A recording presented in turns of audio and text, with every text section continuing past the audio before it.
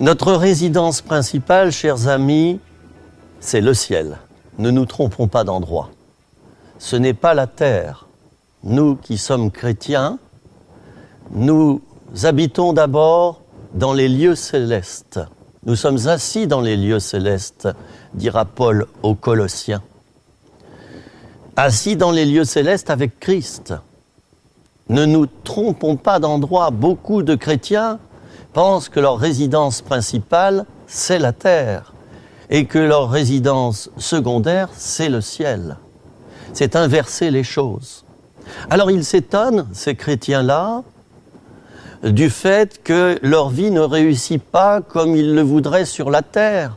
Oh oui, ils voudraient être bénis, c'est-à-dire tout avoir en abondance, profiter de la vie ici-bas, pour mourir tranquillement dans les bras du Seigneur, après avoir profité de tout sur la terre. C'est ignorer la dimension de la croix dans notre vie. C'est ignorer la dimension du renoncement, de la souffrance. N'oublions pas que Jésus a dit que le serviteur n'est pas plus grand que son maître et que s'il a été persécuté, lui, nous serons persécutés. S'il a souffert, lui, nous souffrirons également. N'oublions pas cela, chers amis. Celui qui voudra gagner sa vie ici-bas, c'est-à-dire se mettre en premier et profiter de la vie égoïstement, eh bien, il perdra sa vie. Mais celui qui acceptera le sacrifice, celui qui acceptera de perdre sa vie ici-bas, la gagnera jusque dans la vie éternelle. Tout cela fait réfléchir et j'ai dû un jour, moi, me poser la question face à moi-même. Philippe, que feras-tu de ta vie? Que feras-tu de ton avenir? Est-ce que tu veux finalement réussir dans ta profession, avoir de l'argent plein les poches, une grande famille, une belle maison, une belle voiture? Ou bien est-ce que ce qui fait ton bonheur, c'est de travailler pour le roi des rois, le Seigneur des seigneurs, celui qui est Dieu, qui a créé le ciel et la terre, celui qui m'a créé, celui qui me donne la bénédiction et la vie éternelle? Eh bien, un jour, j'ai tranché. J'avais 22, 23 ans. J'ai tranché, je me suis mis à genoux et j'ai dit, Seigneur, prends tout. J'ai mis mon livret de caisse d'épargne par terre sous mes genoux. J'ai mis mes diplômes. J'ai mis tous les objets précieux que j'avais. J'ai dit, Seigneur, prends tout. Je ne veux rien pour moi, mais tout pour les autres.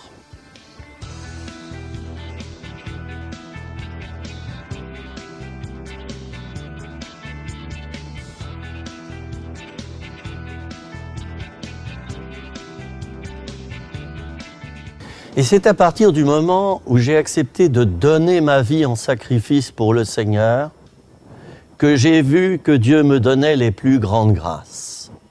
En quelque sorte, j'ai accepté de demeurer en Dieu en donnant ma vie. Et la conséquence, c'est que Dieu s'est mis à demeurer en moi. Pourquoi? Pour faire de moi un surhomme?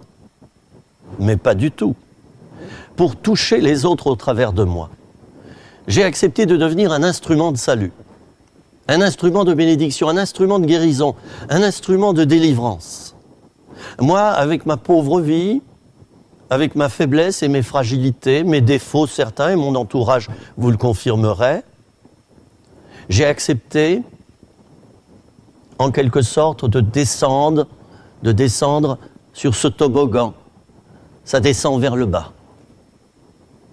Et j'ai accepté de perdre pour gagner ensuite. Mon but, c'était de servir l'Éternel, de servir le Maître. Alors, les textes de Jean 15 nous disent que si nous demeurons en Dieu, nous porterons beaucoup de fruits. Ah, ça, j'aimais. Et j'aime toujours porter du fruit pour Dieu.